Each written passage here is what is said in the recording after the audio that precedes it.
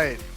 What is going on, everybody? Return Fire, episode 7, back live again on Twitch. Hope everybody's having a great day. Just got something stuck in my throat right there. I had to smack myself in the chest sort of get this figured out. How's everybody doing today? Alex, Corey, Darian, everybody doing great? Perfect. Yeah. Don't give a shit. All right. So, first question All right. coming in from our patron, Dirty This man's Magic, toxic. Dirty Money Magic Mike. Given the 2016 coaching changes, should IGLs in previous versions of the game even be included into conversations of best IGLs in all of CS history, or is 2016 start of that conversation as they had to live or die on their own merits? So, because of how much the coaches could help early on in CS, did the IGLs have an unfair advantage early on? That's a good question. Given that Devilwalk was on the show, though, we have to take some credit away from Pronax and give that now to Devilwalk. So shouts out to him, obviously being the best coach of all time. Obviously, yeah. Clearly. To answer your question kind of quickly, like I would say no. Like I think if there was a small advantage to be had there, I don't think it's as pronounced as you might think. Like most of the time back then, coaches really didn't have much power over the teams. So whereas now coaches actually have a lot more power. So it was almost like if those rules from back then were in place now, coaches would have a lot more input than they did back then. But back then, coaches were kind of just there to help out the in-game leader, and the in-game leader still did most of the work. I know Corey played more in the top scene back then, so he might have more insight. Coaches were like, not every team had a coach back then. Like, or if they did, they might not even been like a CS player. You know what I mean? Like, it might have even just been like a manager or something like that would come to events. And then I don't know. I think it was only like Navi and maybe one other team that really had their coach like calling strats for a little bit, like and that's kind of when the rule came into play. So I don't know. I'd say that coaches do more now than they did back then, unless you were someone like Starrix that like was literally calling like for the team. Yeah, I don't think it takes any. I don't think those rules being in place took anything away from in-game leaders back then. I think it was still the in-game leaders doing most of the work. All right, next question from Saint. This is a comment on the Return Fire video.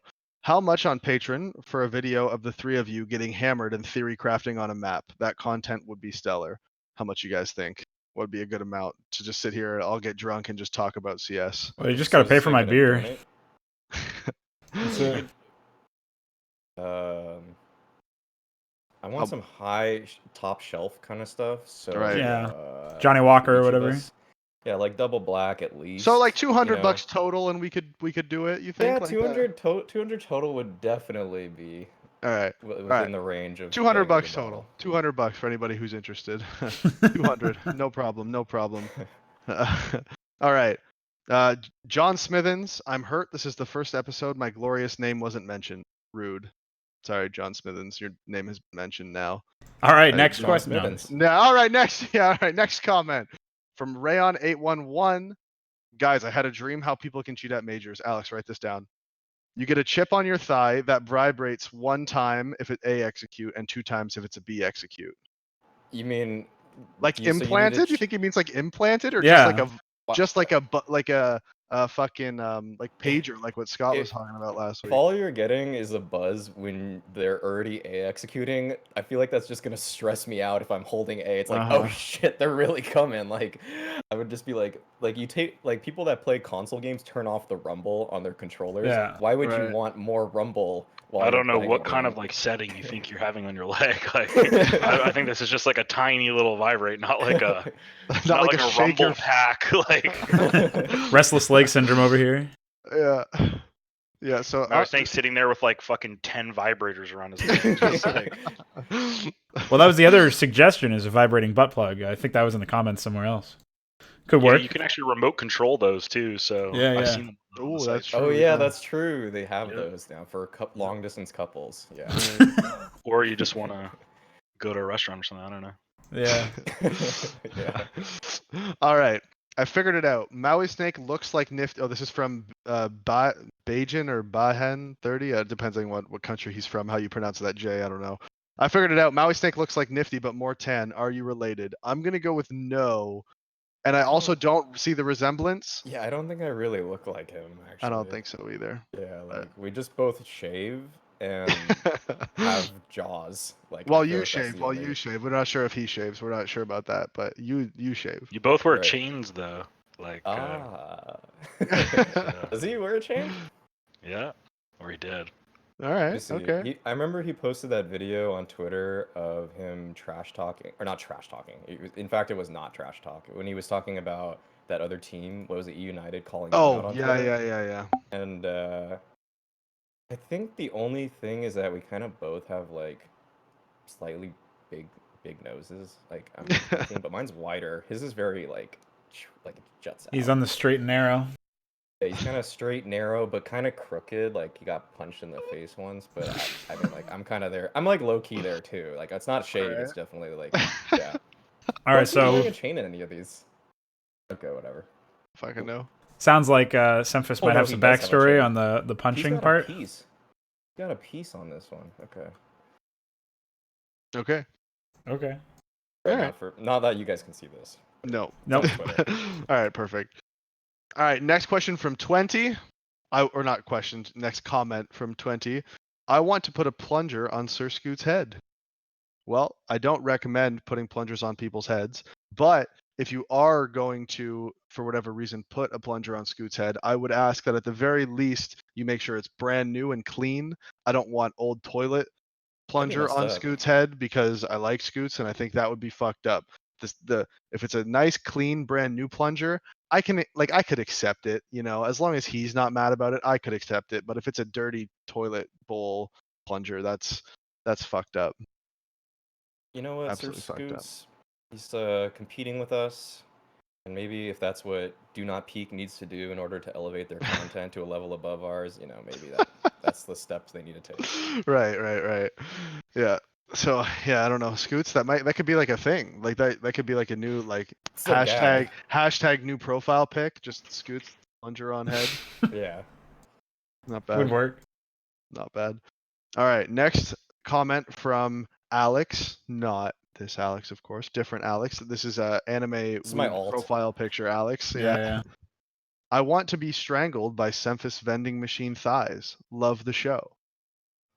Well, I don't know if my girlfriend would like that, but What if it's not sexual? Like, what if it's just purely to kill They them? just want to die. that's yeah. Purely we get it. violence. But Yeah, what if it's I don't only know. for We might have to violent? go like one of those countries with like assisted suicide laws or something. I think they have I that need in like some one protection state. here. They have it in Canada too, but you have to be terminally ill, I think. Well, So- Maybe Wow. Alex is terminally ill. Yeah, and we don't know does this have an person's anime story. picture. No, that's fair point. Fair point. This, as far as we know, anime weeb picture Alex could be terminally ill. We're not sure. Fuck it. Thoughts and prayers go out to you. I Thoughts and guess. prayers go out to Alex. Hopefully hopefully you're not suicidal by this time next week. Hopefully hate you that. find a vending machine that will suffocate you. No. Yeah, we'll just get two regular vending machines and just push them together and like role play. With Right. those. All right. Second last question from Schmeed0000. Can you give us some thoughts on how buyouts fit into the current CS ecosystem? Current example would be OG trying to acquire Valde, NBK, and Alexi B. Are orgs specifically using buyouts as a main source of revenue because of how hard it is to make money in CS? How much difference does being benched make for an org's willingness to sell a player, and does it influence the buyout? Well, buyouts obviously, orgs have to protect their assets. That's what buyouts are for. If you're paying a player a salary and you're contracting them for a certain amount of time, the a buyout, lot of time it's like recouping losses more than Yeah. like making money. Yeah. it's very rare for an org to use a buyout as a source of revenue. We haven't quite got to that stage yet. Like academy teams were kind of the first idea of that sort of being a thing, where you could hypothetically take an academy team, get them into MDL or something like that, and then sell the team. Sell the spot, sell the team, sell whatever the hell. That was sort of like the first concept of that in CS, but it's really not at that stage in CS yet. Mostly buyouts are just for protecting assets and for gaining some money back from the losses. That's pretty much all buyouts are used for these days. Well, it's also like, I mean, every other scene out there has these weird leagues that you have to buy into. So in the case of buyouts, it's sort of like the same thing. You know, you're paying a certain price to get into the game in the first place with all these new orgs. So it kind of acts the same way. With the example of OG specifically. Right, yeah. Or 100 Thieves or anybody else who's coming in. Yeah, right. So yeah, or EG having to pay the $3 million for the energy team. Right, yeah. Still way cheaper than buying into Overwatch or whatever. So like energy didn't make money off of that sale, just so everybody knows. The costs of them having that team since they've had the team is almost for sure significantly more than 3 million. Just salaries. Probably, yeah. And the house and everything. Like I bet if they might have broken even, but it's I doubt they spent more than 3 million though, right? Like no, because you think they've had the team since end of 2015. They put them up in houses. yeah, they but had that's assuming they've visas. like never made any money off them. And That's they true. only That's true. lost I money. mean, they were always overpaying on salaries, so I guess it really depends. They must have made some money off of all the majors, right? Yeah, like stickers and. Yeah. Oh, yeah. You're right. Actually, I'm not you're saying right. they came out on top. I just don't think. Yeah, they were no, they might have. They money. might have actually. They might have actually made a bit of money off that sale, but they definitely sold for way less than the market value because the rumors are that there was some certain players and like 3 players on the team had contracts expiring and the other 2 didn't. So those 3 players could have hypothetically let their contracts expire and then just held all the major spots and all the pro league spots. Oh, right, yeah. So that's why they had to sell. Well, I guess it depends on the discounted league because I price. think some leagues the org owns the spot now. Yes, like to a certain degree, like with the ESL Pro League, like there's sort of different rules for everything. But I know there's yeah, always the gray area. Like yeah, ESL with can some- kind of make the decision. So like hypothetically, if Ethan Breeze and Cirque, their contracts are expiring, and they go sign with EG, and Energy has another team, like or they have 2 players and no team, right? They might give that spot to EG instead. Just kind of maybe or maybe not. It really depends. It's a gray area at that point.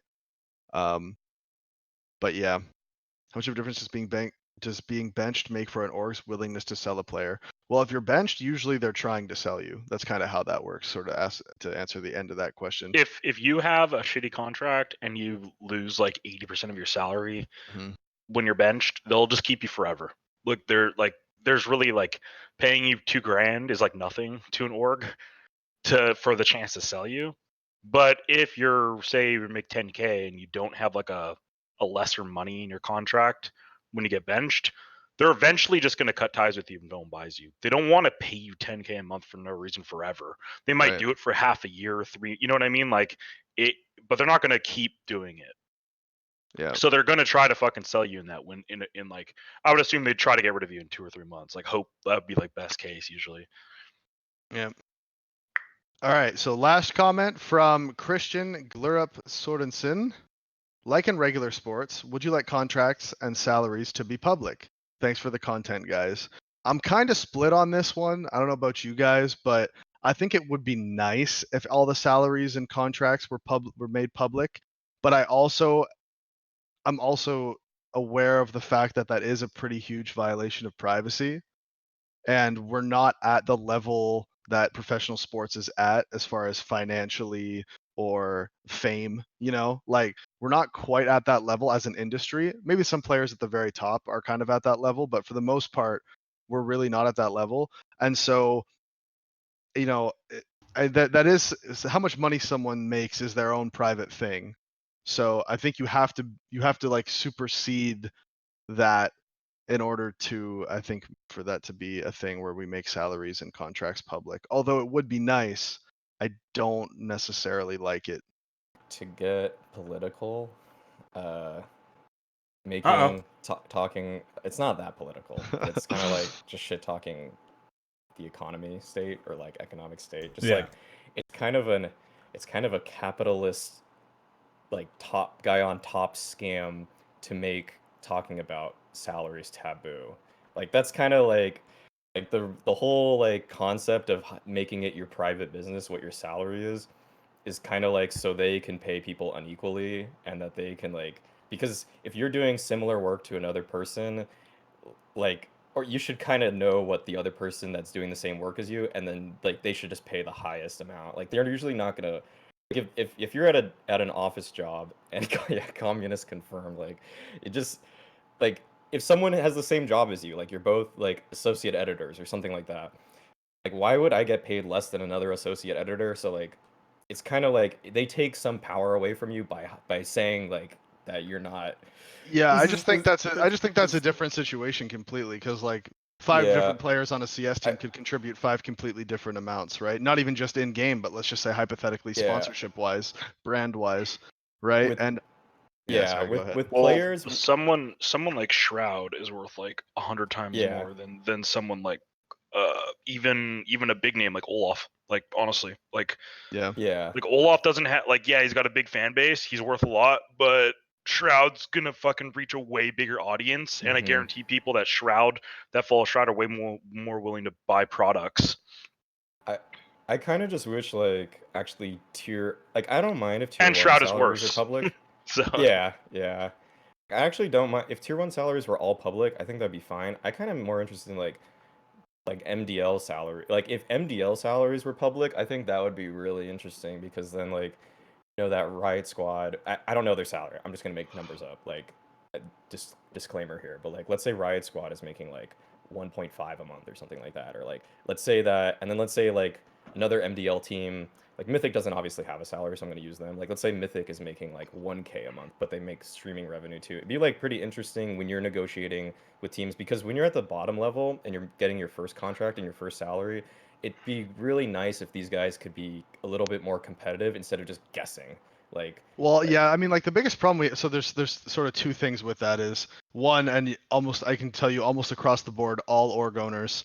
I'm sure Corey's had the same thing with negotiations. If you go in and you say, "Hey, this team's making this much, and we're also on this," because I've renegotiated a lot of contracts in my mhm. day, and I remember one time when I was renegotiating with Splice, I was like, "Hey, but look, like this team's making 10K a month," and Marty was like, "All right, cool, go play for them."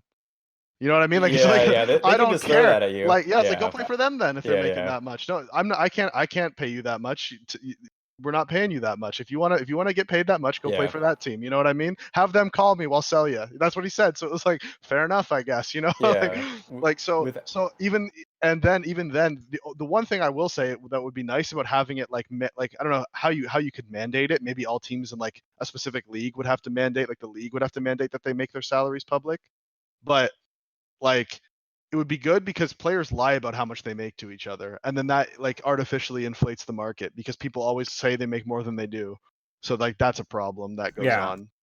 I think it would be interesting if instead of maybe saying every single person's salary, maybe if orgs just gave up their average salary paid or like the median salary on a team or something like that. So I really that feel like how the CS scene is now, that would just like fuck up so many teams I don't because and it would be like pro athletes, they know that like some players are making more than them too. Like you said, like there's yeah like you gotta accept that some people on your team are better than you sometimes, or that the yeah org value thinks that they have more value than you, and you can renegotiate on your next contract. Like, hey, I had a 1.18 rating throughout all the lands we played, uh, but my salary is still lower than a guy that had a 0.99 rating throughout all the lands we played. Like, I feel like I should get bumped up there. But if they're keeping it all secret might just like I don't know, they might just keep them for cheap or something like, and that no, but feels a all little. that stuff goes on without it having to be public though.